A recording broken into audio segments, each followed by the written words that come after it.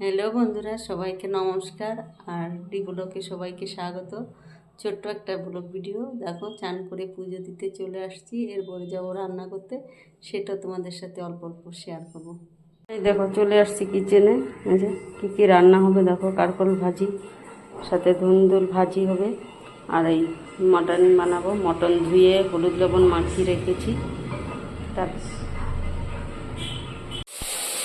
সকালে খাবারের জন্য রুটি করছি। রুটি হয়ে গেলে বসাবো রান্না। চলো, পুজো দিয়ে কিচেনে এসে গেছি, সেটা তো দেখালাম। কি কি কেটে নিয়েছি, রান্না করব। তা ডাল, ভাজি, ভাত সব হয়ে গেছে। এখন এই মাটন করব, সব রেডি করে নিয়েছি। দেখো, তেজপাতা, জিরা, লং, এলাচ, জিরা লঙ্কা বেটে নিয়েছি, রসুন আদা বেটে নিয়েছি, সব আলু পেঁয়াজ কেটে নিয়েছি। এখন বসাবো মাটন। ঠিক আছে, দেখো রান্না হয়ে গেছে, শুধু মাটন করব, এটাই তোমাদের সাথে শেয়ার করি।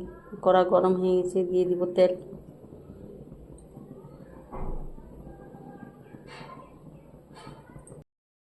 হয়ে গেছে, দিয়ে দিব জিরা,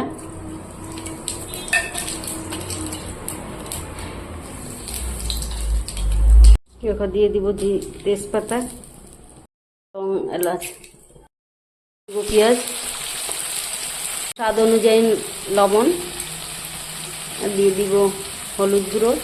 পেঁয়াজটা ভেজে নিয়েছি, এখন দিয়ে দিব রসুন আদা বাটা।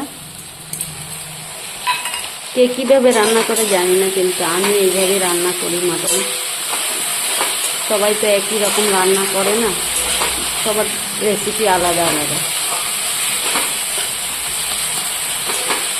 দিয়ে কতক্ষণ ভেজে নিয়েছি, অনেকক্ষণ। এখন দিয়ে দিব জিরা বাটা, লঙ্কা বাটা,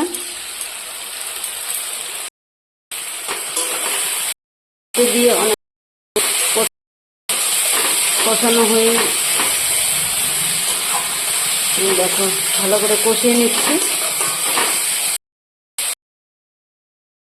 কষানো হয়ে গেছে, একদম মশলার থেকে তেল ছেড়ে দিয়েছে।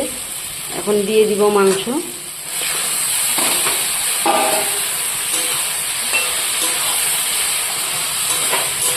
আলুগুলো দিয়ে দিব। আলুগুলো ভেজে রেখেছিলাম, সেটা তোমাদেরকে দেখানো হয়নি।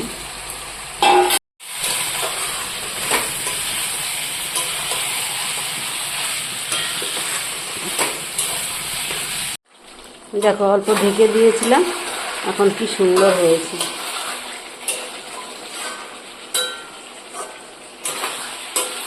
এই গরমে মাংস, আমাদের বাড়িতে কেউ ছোট বড় মাছ খায় না, সবার ছোট মাছ। বড় মাছ রান্না করলে কেউ খাবে না, এর জন্য আর ছোটো মাছ ভালো পাওয়া যায়নি।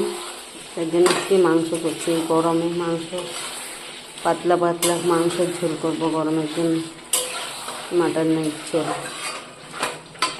ভালোভাবে কষিয়ে নিয়েছি, তেল ছেড়ে দিয়েছি, কষানো হয়ে গেছে। এখন জল দিয়ে দিব।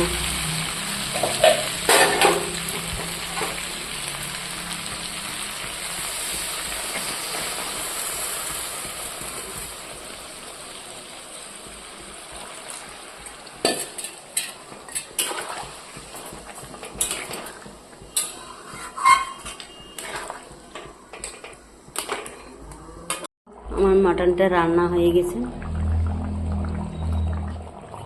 এখন গরম মশলা দিয়ে দিব, গরম মশলা বাটা দিয়ে নামিয়ে দিব। দেখো, কালারটা যেমনই হোক, খেতে খুব দারুণ হয়েছে। পাতলা পাতলা ঝোল, আর আলুগুলো সিদ্ধ হয়ে গেছে সব। আলু টালু সব সিদ্ধ হয়ে গেছে। আর কাশ্মীরি লঙ্কা দিয়ে লাল করে রান্না করে নিই।